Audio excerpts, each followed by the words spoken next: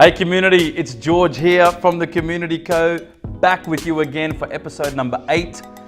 Last week, my great business partner and great friend Pedzi spoke to you about pet requests, and he did a great job at doing that. If you have an issue with pet requests in your body corporate, make sure you go back and watch that episode. It gives you some awesome answers. We just want to say thank you to all the guys who have come on this journey with us so far, commented, liked, shared, subscribed. We thank you for that. If you haven't done so, make sure you do that so you can come on this journey. Now, just like Pedzi did last week, we're starting to get questions and we're answering them. And so this week I want to answer a really important question that's come in from Fiona, from Karina, who's asked this particular question, which many people who've started businesses don't even know about, let alone ask the question. And she says this: as a startup, how important is it for us to have a cash flow forecast? Oh my goodness. This question shows foresight and insight and wisdom. Let me tell you that. Forecasts, cash flow forecasts, are extremely important for a business. Most of us, what we do is we get a profit and loss statement, an income statement, and we know how much money we get in, how much money goes out, and what our profit or loss is at the end of the month or end of the week, and we think that's all we need to know. What we don't realize is that a income statement or a profit and loss shows you whether you're profitable, but a cash flow statement shows you whether you're liquid, which means you know the flow of money coming in and out of your company, and so therefore you can adjust accordingly your expenses and your revenue. Probably the best way I can show you or explain this to you is to use a little bit of a tool today, my trusty iPad Pro. There's a little plug there.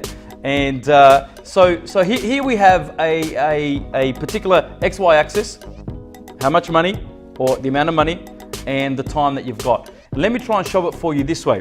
Some people don't realize how income and expenditure works, and this is what happens, is we have, your income may come at different times, ebbs and flows in your organization. You may have great high times and a few low times throughout the year, from January to December in any particular year. What many people don't realize is that your expenditure also works in the same way, but we act like as if the expenditure does this.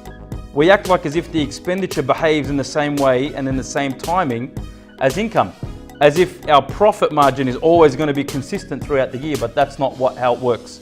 How it really works is you have income coming in at a particular time and expenditure going out at different times. So your expenditure line could look like this.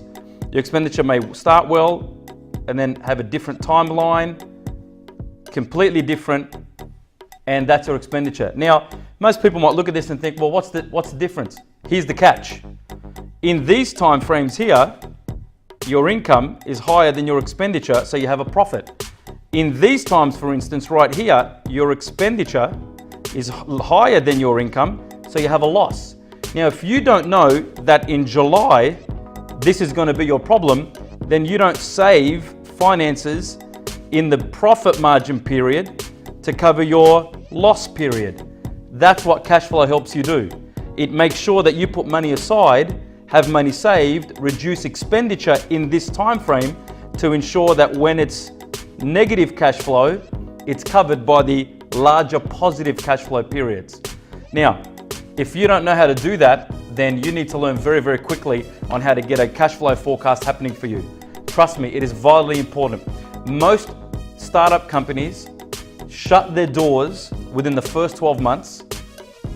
Then by the second year, another 50% shut their doors in that second year. And a majority of those are because of cash flow.